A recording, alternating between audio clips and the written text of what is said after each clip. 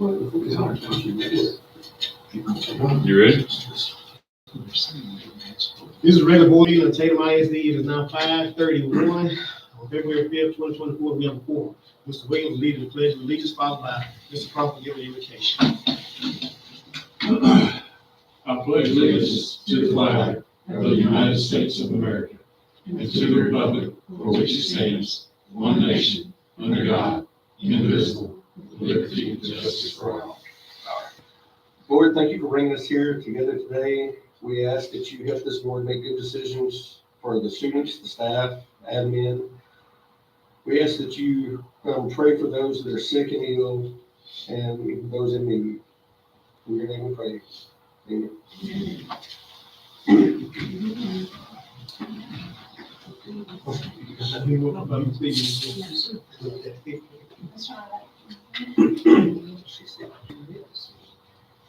Right. I need a motion to approve the consent item as presented in the minutes of the regular board meeting of January 8, 2024. The Walsh Gallegos retainer agreement. I make a motion. A motion by Mr. Crawford. Second by Mr. Skinner. Any further discussion? All opposed, all in favor? All opposed? No. You almost got it.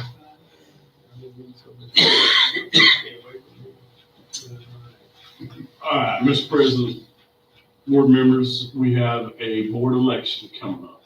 We have place 1, Kip Amick, place 2, Kurt Smith, place 3, Matt Crawford. As you see, the filing dates are listed on, I'm not going to call all that out, but as of today, there have been no signups except the 3 incumbents. So that's basically, that covered all in this long. The next item is we have a public hearing, as we do always. Normally we do this in January, but as you will recall, we've been waiting on final district scores and things of that nature. But we finally got the taper report. And so we have, was it 90 days to present it to, so we could have waited. But we went ahead and wanted to get the taper report and get it up here for y'all. So I've asked Ms. Hopkins, our testing coordinator for the district, because she deals with all the scoring and testing, to do a presentation, and I'll kind of wing it with her along the way. So make sure view slideshow. Okay. Okay, so there's 8 sections that were required to present to the school board for the taper report. And they include the performance report, so the PDF itself, that's available online to anybody who wants to go look at that. And then from that PDF, we take quite a bit of other information. Next section would be the financial report. District accreditation is 3rd, campus performance objectives. Both of those have already been reported on, or we are pending. So accreditation is pending and performance is with reported on those already. We'll talk about the violent and criminal incidents on campus and look at that for just a minute tonight. Post-secondary institutions and high school 3 has already been reported to you guys. And then the last section is the taper glossary. On the cover page, you typically have our rating, but because we are still waiting for the outcome of the legal action on that, we're still looking at that information. The last update we had on that was in October. That's usually part of the cover page. And then the only reason you would report for the ASVAB test is if you did not complete that, and that was completed in November. So those are taken care of. Every district compiles this data based on their PAINS report and student assessment data. So that's all of our STAR scores, 3 through EOCs. We are required to publish that taper report, and it has already been published online as well.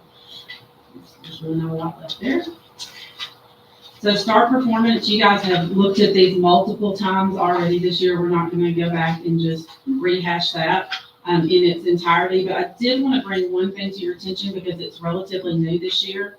That's the report you guys are most frequently with, where it shows where we were up and down in the different areas. Go back to the slide. So I remember this one back in the fall when we did that district goal. And then we had the bar graph where we compare the, how we compare with the region, state, and all that. So overall, compared to those other areas, overall, we look really good as a district. And there's always room for growth, which is kind of what goes into the next slide. Slide 7, 8.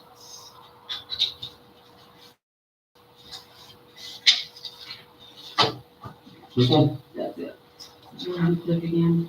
There we go. So the only reason I included this year, y'all haven't seen this particular piece of it, is that our district all districts are so heavily held accountable for growth at this point. It's a big part of our ratings.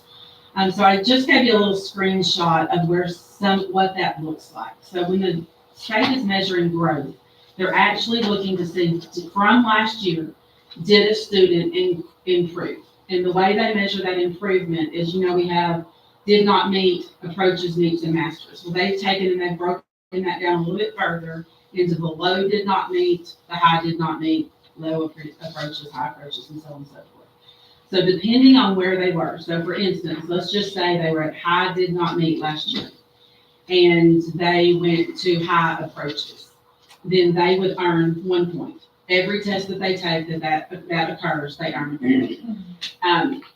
Dr. Richardson doesn't have to go into it, but if he clicks on that chart that he's actually looking on, it'll take you to a site that will explain that process a little further if you want to go into all of those details. So they take all of those points, add them up, and then the denominator actually, they divide it to find that percentage by how many tests were taken.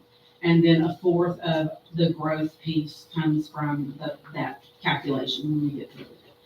So on the next slide, I believe, it will show you kind of where we compare to other, or to the state. So the orange line going across is the state growth. For the state, it was 64% of the schools showed growth in all grade levels and on the reading and on the math test. Regionally, it was at 63%, so right there, just slightly below that.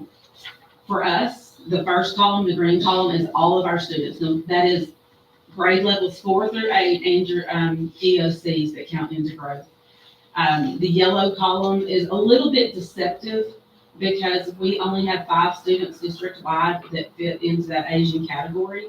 They did perform very well, but it is a little bit deceptive as far as it kind of makes the data look a little bit skewed there.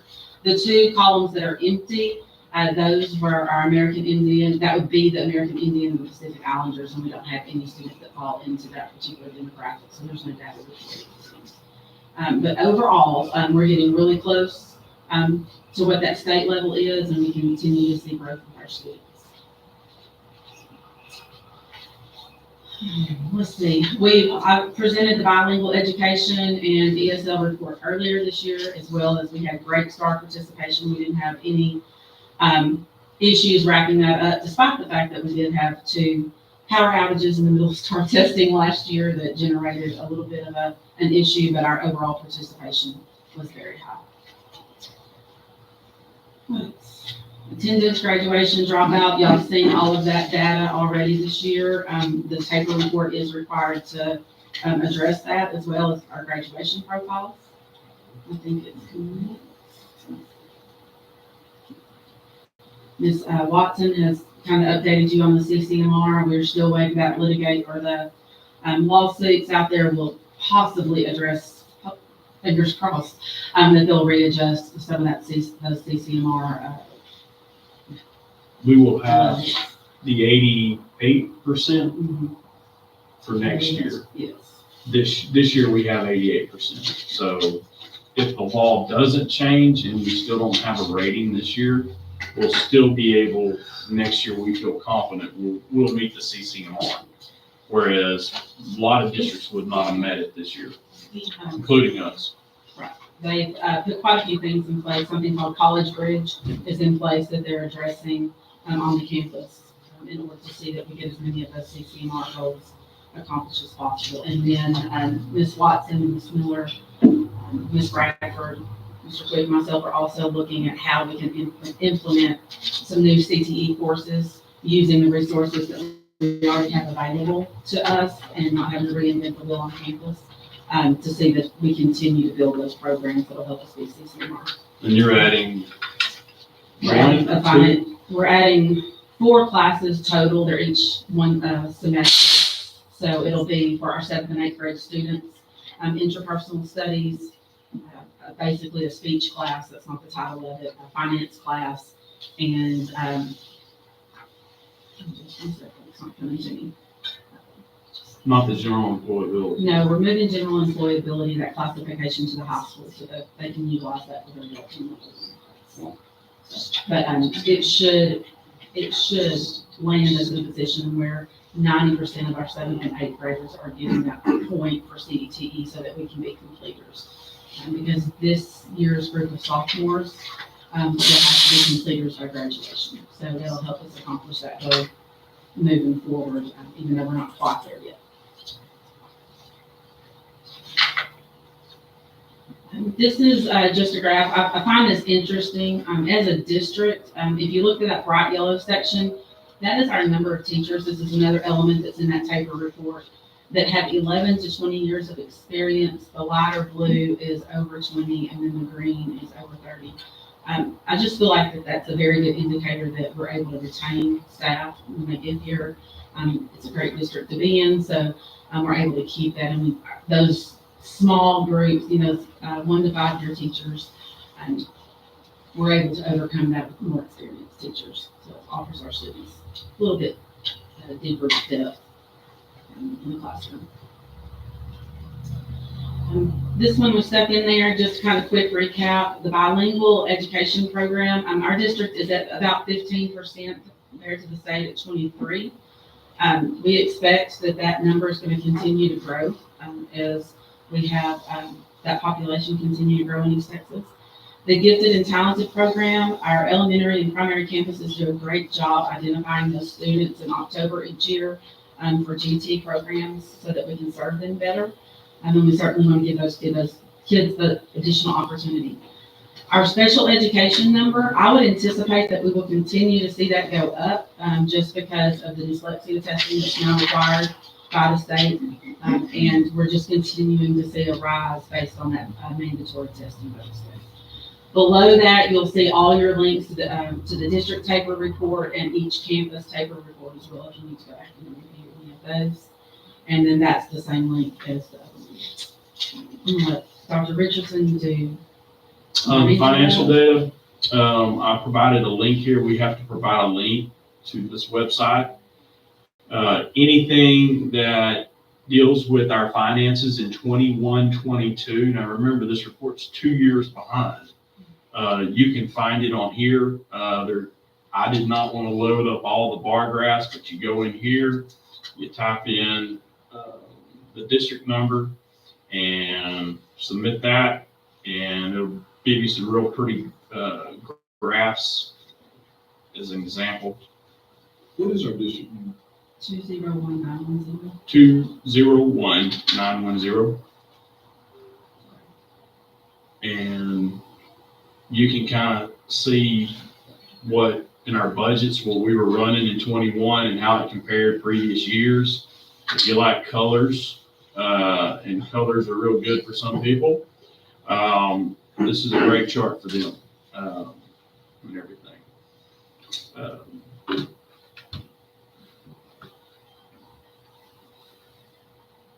Here's our tax collections. As you see, we were going down. That kind of was our cue to kind of look at that. So that kind of mirrored what we thought. And then, when it came to just all expenses, we know transportation keeps going up because of fueling. And then instruction. You always want to see more right here than you do down in school leadership, which would be the color gold. I guess that would be, yeah. So you never want to see this be a large number, because that tells you you've got too many administrators for your districts. And we see many districts, again, hire more administrators, and that's not a good thing. And y'all know that. I'm not telling you anything you don't know. But as you can see, transportation's been our biggest increase that we've had to go up on. That is pretty much the financial part of it. Right down here. So on the accreditation status, once again, we're not able to complete that at this time as we're waiting for the outcome of the legal action. So we won't know what our accreditation is because it has accountability factored into that. So as soon as that information is available, we can update the accreditation. We will be accredited. We will be. We will be accredited, I can promise you that. So yeah.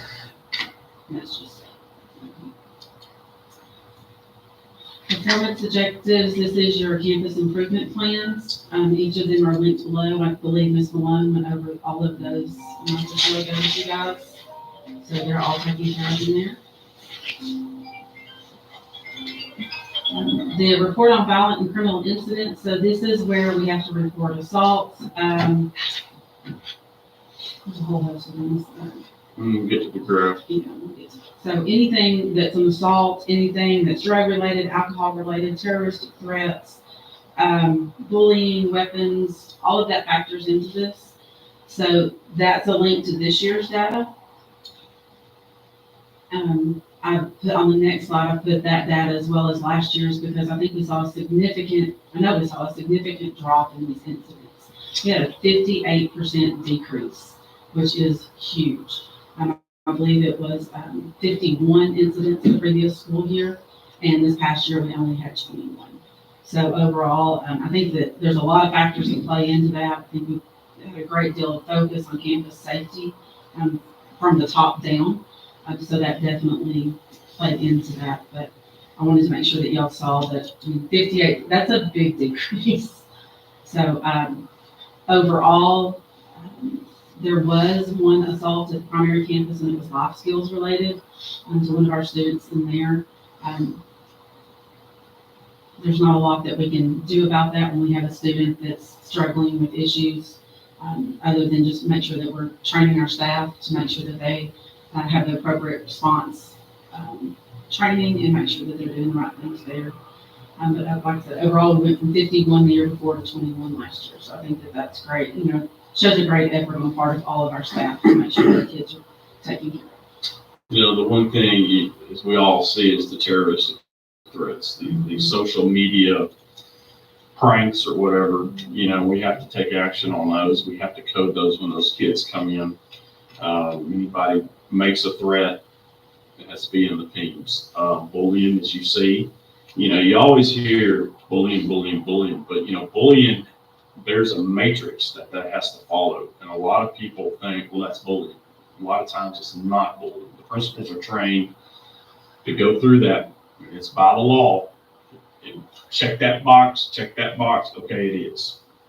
No, it's not because of this right here. So that's all. One of those harassment, right? Was something that came. It has to be prevalent, ongoing. So, lots of times I think, there are situations where a single incident will constitute bullying if it's, if it meets that significant criteria. But most incidents don't land. You follow that matrix around, and typically no one person makes that decision. There's at least two people on each campus looking at that, and then we forward that on to Mr. Fight as well to just make sure that we're landing in the right place. When they do the anonymous report online, who does that go to? It goes to the principal, it goes to Fight, it goes to me. And then we do follow up on those. We take them very seriously, whether it's on the bus or on campus. It seems like this year we've had a few that have happened on the bus that Mr. Andrews has done a great job following up on those. Which we have cameras on the bus. Yes. Well, what's crazy, if you go back to that slide, look at the difference in the fight. I saw that. Yes. It's like we went from actually fighting to just doing it on Facebook now. And I had them double check that number because I was like, Wow. Okay, I could understand if it was 2020 during COVID where everybody couldn't touch each other, but now, I guess coming out of COVID, we're ready to, Be nice to one another. no, we're ready to duke it out, and now that we duked it out, now we're not. I shouldn't be saying that. Social media. Everybody has been pinned up for too long. Yeah, but right now, the terroristic threats, and we're seeing more and more of that, people making threats. Well, and some of those, I can only speak to my campus, but my campus specifically, you have like sixth graders that are very immature socially, and they don't understand the consequences of the language that they use. Yeah. And they say things that 20 years ago, we might have, said to each other very offhandedly and not given it a second thought. Well, now that's immediately reported to staff, and they understand that, they can't make those kind of comments anymore. So that drives that number up significantly when they make those kind of Uh, comments, I should Your say. dad was real big into the discipline. He'd always wanted a separate report every 6 weeks. So he made sure we got the numbers down. I can tell you that. It's, And this is just going back to the enrollment in higher education facilities after high school. That links down at the bottom of that page. This does not include the data from out of state, and this is just specific to Taylor. So, Yeah, it's kind of small. Let me see if I can blow this up. So it compares the GPAs, and it does follow them, but this is the only part that we're required for the Taylor report specifically. So last year, as far as total graduates enrolled, it looked like 94. And then I won't read it to you, but you can see what they break down into in each of the categories there, whether it's a 4-year or 2-year. This would be 2 years ago. Yes, this is the data from 2 years ago. So like, I guess Jackson, my Jackson, he wouldn't even be on this because it's Arkansas. Okay. That's correct. Anybody else? Your kid, no? No. Louisiana? 2 years from now, your child won't show up on it. So, you look at it and you're like, okay, 94 graduates, 13 went to a 4-year school. You think it would be more than that, but I can tell you just by word of mouth, there's not many that go to a 4-year school right off the bat. I was shocked. But when my kids graduated, I go, where's so-and-so go? Where are they going? I'm not going to 4-year school right off the bat. And there's been a significant drop in that number since COVID. There's actually been, that's something that 2 years ago when I was helping with the senior surveys and going through that process with each of the seniors, there were a lot of them that were choosing to stay closer to home and go to a community college and commute.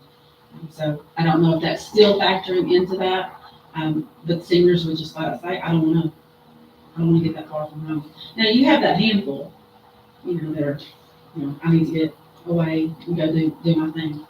But overall, a lot of them are just choosing to stay closer to home. And it's a financial issue for a lot of their families. Well, what's alarming to me is you got 18 that may blow a 2.0 at a 2-year college. Yeah. That to me is alarming. We were talking.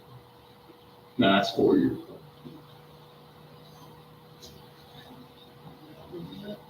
That's the same thing. I was at the same thing. Sorry, I just switched up here.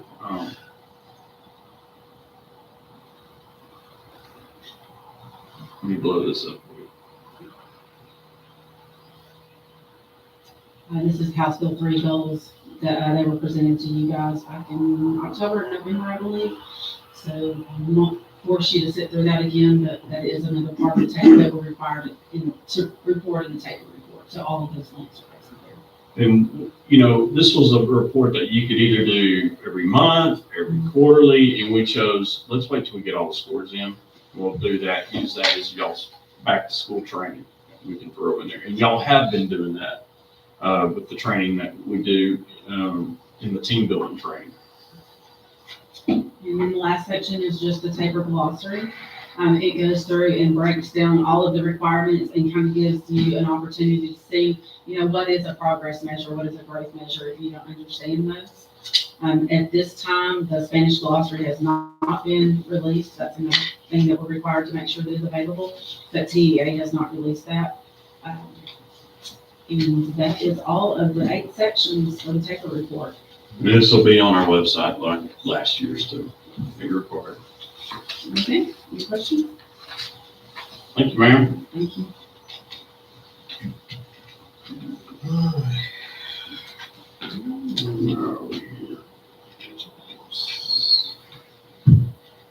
Let's see, order of election.